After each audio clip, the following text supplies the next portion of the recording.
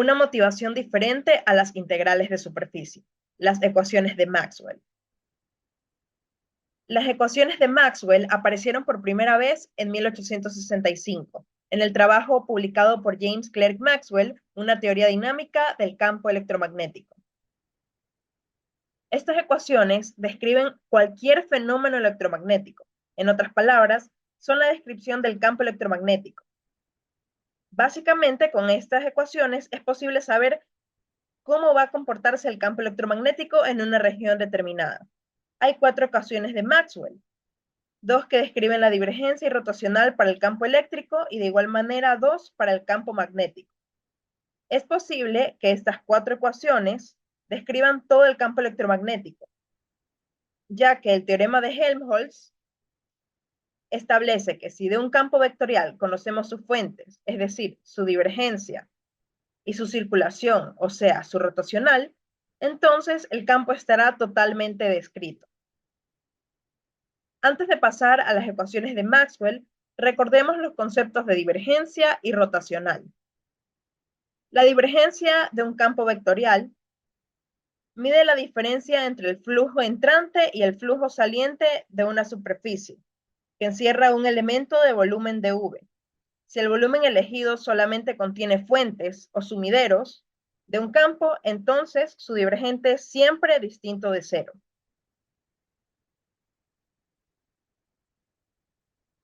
Se entiende por rotacional al operador vectorial que muestra la tendencia de un campo a inducir rotación alrededor de un punto. Las ecuaciones de Maxwell en su forma diferencial son la ley de Gauss para el campo eléctrico, la cual explica cómo las cargas eléctricas afectan a los campos eléctricos. La ley de Gauss para el campo magnético, que describe cómo no hay fuentes magnéticas aisladas a diferencia de las cargas eléctricas. La ley de Faraday establece que un cambio en el campo magnético induce un campo eléctrico. Y finalmente la ley de Ampère-Maxwell, la cual relaciona la circulación del campo magnético con la variación del campo eléctrico. Estas ecuaciones, a su vez, tienen una forma integral. Y aquí surgen de manera natural las siguientes interrogantes. ¿Cómo pasar de la forma diferencial a la forma integral? ¿Y qué tipo de integrales se usaron para describir las ecuaciones de Maxwell? Empezando con las ecuaciones de Maxwell, explicaremos de qué tratan las leyes de Gauss para el campo eléctrico y para el magnetismo, motivando una definición de la integral de superficie. Pero primero enunciaremos la ley. El flujo de ciertos campos a través de una superficie cerrada es proporcional a la magnitud de las fuentes de dicho campo. Esta superficie debe ser cerrada y además debe contener a la carga. Bien, tenemos este campo vectorial. ¿Qué es un campo vectorial? Un campo vectorial es la perturbación en el espacio dada la existencia de una carga. Listo.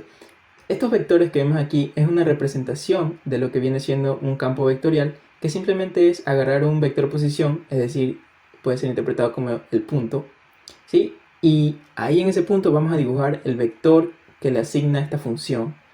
¿Cuál es esta función? Esta función es lo que llamamos un campo vectorial en matemáticas, pero en este caso aplicado lo llamamos campo eléctrico.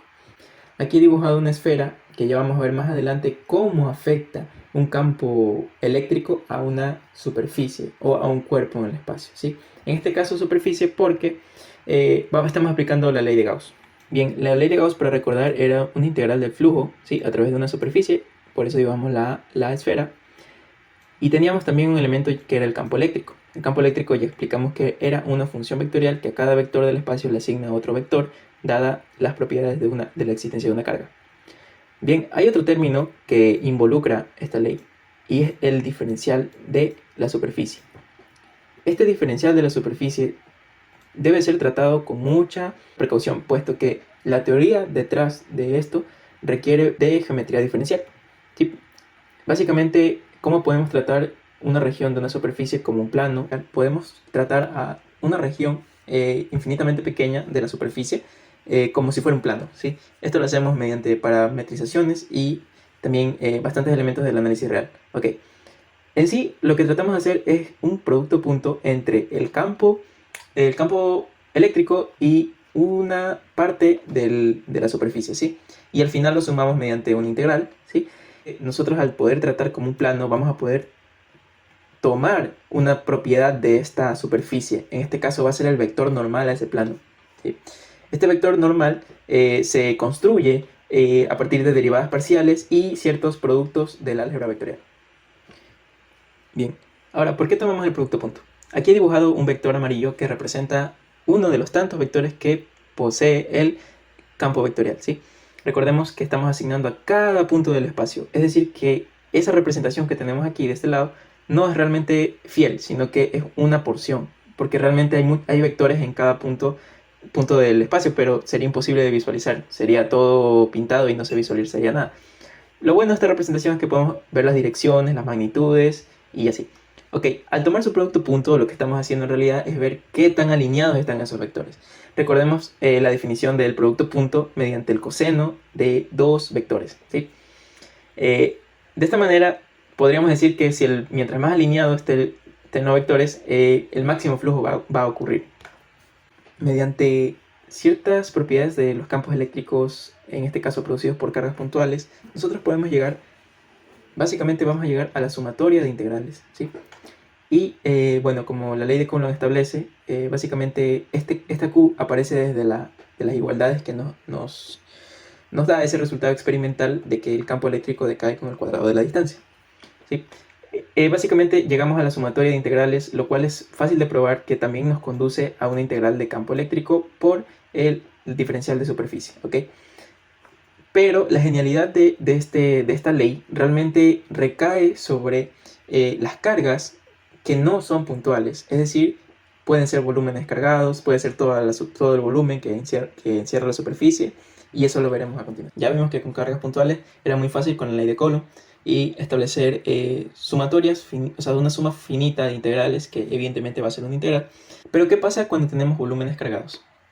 O cuando tenemos contribuciones infinitamente pequeñas de cargas, ¿sí? Que van a generar un campo distinto, es decir, mini campos que van a estar dentro de la integral. Ahora, ¿cómo podemos asegurar que esa integral efectivamente va a ser igual a la carga encerrada? Bueno, va a ser proporcional a la carga encerrada, mediante el intercambio de la sumatoria con la integral, que ya vimos que no es algo obvio y no es algo que siempre se va a cumplir, ¿sí? Pero en este caso, Heaviside y Maxwell desarrollaron el cálculo vectorial a tal punto de que bajo ciertas condiciones eso se cumpla y que siempre la ley de Gauss vaya a ser posible.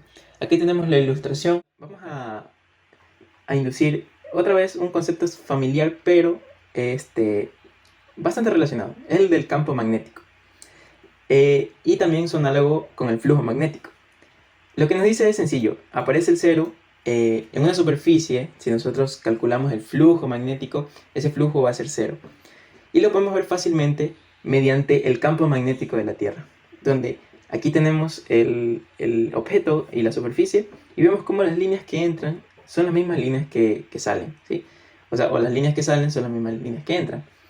De esta manera es una forma muy intuitiva, sin embargo, se tuvo que trabajar mediante el rotacional, que es un operador del álgebra vectorial. Se tuvo que trabajar para poder llegar a las relaciones entre estos campos.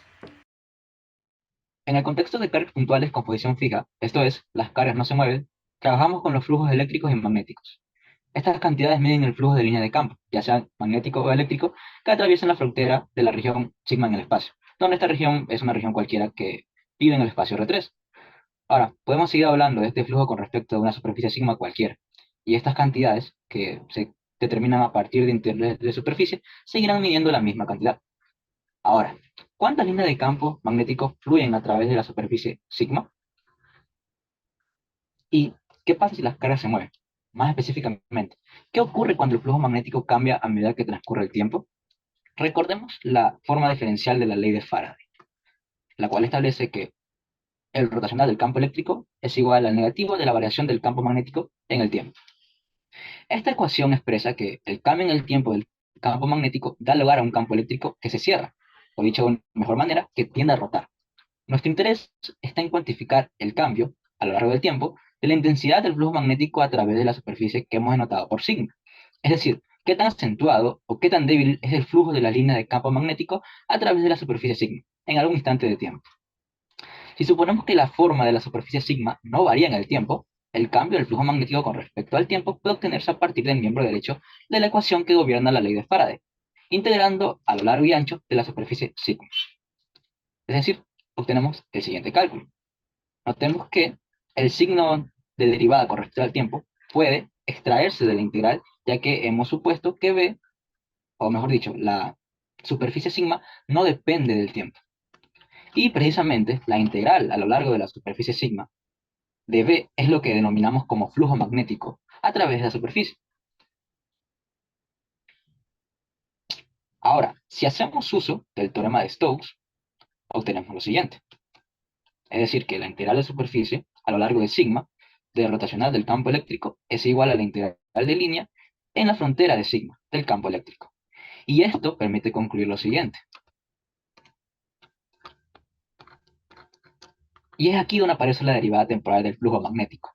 Entonces, el cambio de este flujo en el tiempo puede ser medido a partir de cuánto contribuye el campo eléctrico a la corriente eléctrica que circula en el borde de la superficie sigma. Y esta es lo que conocemos como la forma integral de la ley de Faraday. Bien, ya vimos que un campo magnético puede dar lugar a un campo eléctrico, por lo que surge naturalmente la siguiente pregunta. ¿Puede un campo eléctrico dar lugar a un campo magnético?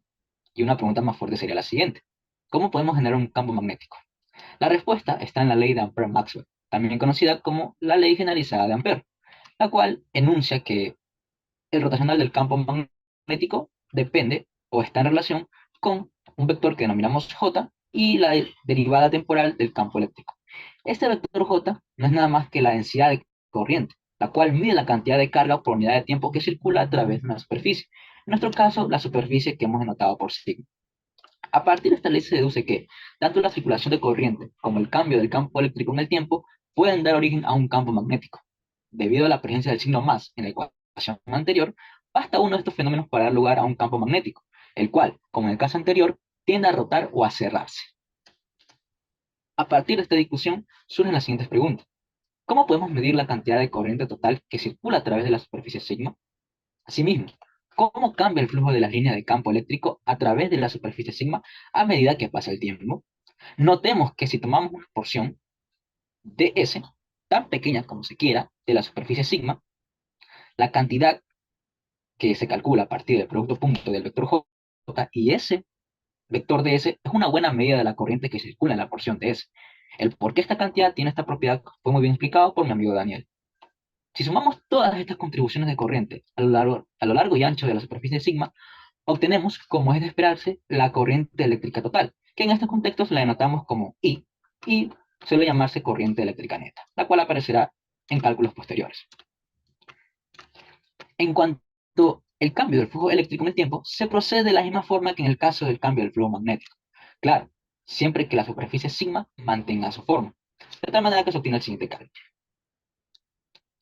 En este caso simplemente se han usado propiedades de las integrales de superficie y precisamente aquí aparece la integral de superficie de la densidad de corriente eléctrica a lo largo de sigma, que es lo que mide la corriente eléctrica neta.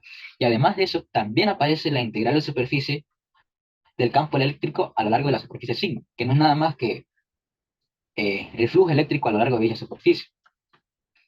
Nuevamente, usando el teorema de Stokes, vamos a concluir lo siguiente.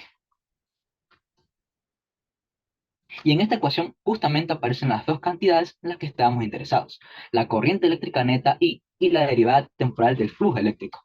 Con esta deducción podemos concluir que ambas cantidades pueden medirse a partir de la contribución del campo magnético a lo largo del borde de la superficie sigma, o en otras palabras, la circulación del campo magnético a lo largo de la frontera de sigma.